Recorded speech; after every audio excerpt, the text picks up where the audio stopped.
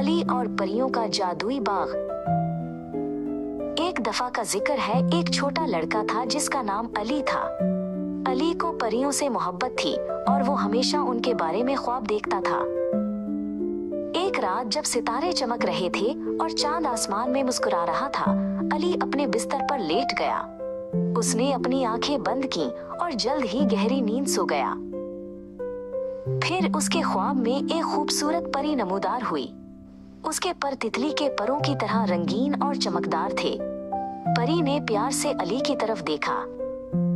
परी ने अपना हाथ बढ़ाया और अली को अपने साथ एक जादुई सफर पर ले जाने का इशारा किया।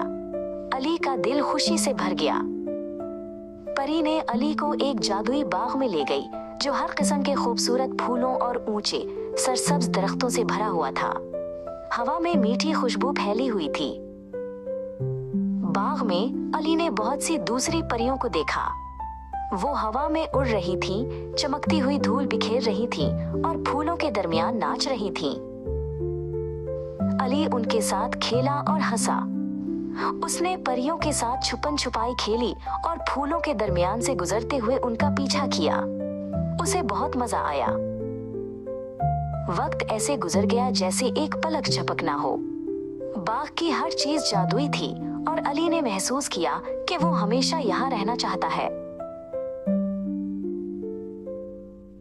फिर परी इसके पास वापस आई और उसके कान में सरगोशी की कि अब जागने का वक्त है।